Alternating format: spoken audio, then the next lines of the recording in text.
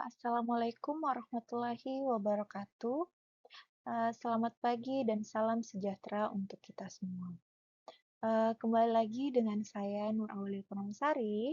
Pada kesempatan kali ini, saya akan mempresentasikan materi yang berjudul e-controlling berbasis aplikasi dalam pengelolaan madrasah. Eh, Pada era transformasi digital saat ini, pengawasan dan pengelolaan madrasah tidak lagi dilakukan secara manual. Berbagai aplikasi berbasis teknologi informasi telah dimanfaatkan untuk membantu kepala madrasah dalam melakukan monitoring, evaluasi, serta pengambilan keputusan secara cepat, tepat, dan berbasis data. Sebelum saya membahas lebih jauh, kita perlu memahami terlebih dahulu apa itu e-controlling. Menurut George R. Terry, controlling atau pengendalian merupakan proses untuk menetapkan standar kerja, mengukur hasil yang dicapai, kemudian melakukan tindakan koreksi apabila terdapat penyimpangan dari rencana yang telah ditetapkan. Kemudian, dalam konteks digital, lahirlah konsep e-controlling, yaitu sistem pengawasan yang memanfaatkan teknologi informasi sehingga proses monitoring dapat dilakukan secara lebih efektif, efisien, transparan, dan akuntabel. Kemudian, dengan adanya sistem ini, seluruh data madrasah dapat dipantau secara real-time tanpa harus menunggu laporan manual. Selanjutnya, e-controlling memiliki beberapa tujuan yang penting. Yang pertama yaitu meningkatkan kualitas pengawasan terhadap seluruh program kerja madrasah. Dan yang kedua, yaitu memantau kinerja guru dan tenaga kependidikan secara objektif berdasarkan data yang tersimpan dalam sistem. Kemudian yang ketiga, membantu kepala madrasah mengambil keputusan berdasarkan data aktual atau data-driven decision making. Kemudian yang keempat yaitu memastikan seluruh target akademik maupun administrasi dapat tercapai sesuai dengan jadwal. Dan yang terakhir yaitu meningkatkan mutu layanan pendidikan kepada peserta didik secara berkelanjutan. Kemudian dengan demikian, pengawasan tidak lagi hanya bersifat administratif, tetapi menjadi bagian dari upaya peningkatan mutu pendidikan.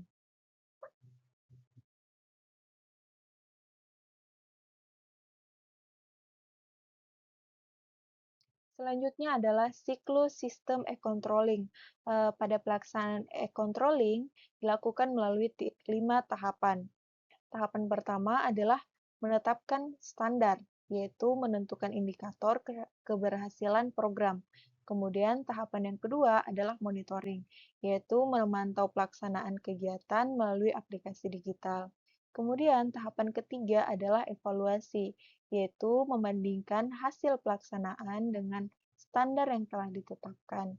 Kemudian tahapan keempat adalah tindakan koreksi. Di sini apabila ditemukan penyimpangan atau hambatan. Dan yang tahapan terakhir adalah improvement, yaitu melakukan penyempurnaan secara berkelanjutan berdasarkan hasil evaluasi. Pada siklus ini menunjukkan bahwa pelaksanaan pengawasan merupakan proses yang terus berlangsung untuk meningkatkan kualitas pengelolaan madrasah. Kemudian implementasi real di madrasah. Pada saat ini penerapan e-controlling dapat kita lihat pada penggunaan e-rapor di madrasah. Kemudian guru menginput nilai secara berkala melalui sistem daring. Kemudian data tersebut dapat dipantau langsung oleh kepala madrasah melalui dashboard. Melalui dashboard tersebut, kepala madrasah dapat mengetahui tingkat kehadiran guru, perkembangan hasil belajar siswa, maupun keterlambatan pengisian nilai. Kemudian, apabila ditemukan masalah, pimpinan dapat segera memberikan pembinaan atau tindak lanjut berdasarkan data yang tersedia. Dengan demikian, proses supervisi menjadi lebih cepat, objektif, dan efektif. Selanjutnya adalah dampak positif dan manfaat penerapan e-controlling, yaitu memberikan berbagai manfaat bagi madrasah. Yang pertama adalah proses monitoring dapat dilakukan secara real time, kapan saja dan dari mana saja. Yang kedua, meningkatkan transparansi karena seluruh aktivitas terdokumentasi secara otomatis di dalam sistem. Kemudian yang ketiga, meningkatkan akuntabilitas karena seluruh data dapat dipertanggungjawabkan. Yang keempat, mempercepat pengambilan keputusan karena informasi tersedia lengkap dan akurat. Kemudian pada akhirnya, penerapan e-controlling akan meningkatkan efektivitas tata kelola madrasah sekaligus mendukung peningkatan mutu pendidikan. Selanjutnya adalah tantangan dan solusi strategis yang dapat saya berikan, yang mana meskipun memiliki banyak manfaat, implementasi e-controlling masih menghadapi beberapa tantangan. Di antaranya adalah keterbatasan jaringan internet, terutama di daerah terpencil.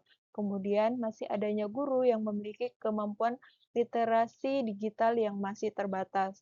Kemudian selain itu juga terdapat tantangan dalam menjaga keamanan data dan sistem informasi. Dan untuk mengatasi hal tersebut, diperlukan adanya beberapa solusi, yaitu meningkatkan pelatihan teknologi, informasi bagi guru, dan tenaga kependidikan. Kemudian memperkuat infrastruktur jaringan internet, serta menerapkan sistem keamanan data seperti autentikasi dan enkripsi. Kemudian dengan langkah tersebut, penerapan e-controlling dapat berjalan secara optimal. Sebagai penutup, dapat disimpulkan bahwa e-controlling merupakan inovasi penting dalam pengelolaan madrasah di era digital melalui pemanfaatan aplikasi seperti EMIS, Simpatika, Eraport, Google Workspace, dan Learning Management System.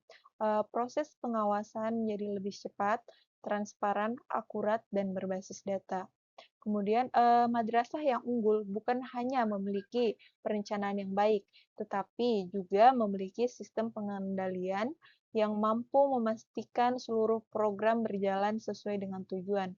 Oleh karena itu, eh, e-controlling menjadi salah satu kunci dalam mewujudkan tata kelola madrasah yang modern, efektif, dan akuntabel.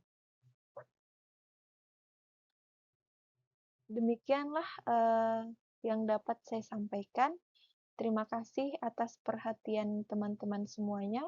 Mohon maaf bila ada salah kata atau kekurangan dalam penyampaian materi yang saya sampaikan. Wassalamualaikum warahmatullahi wabarakatuh.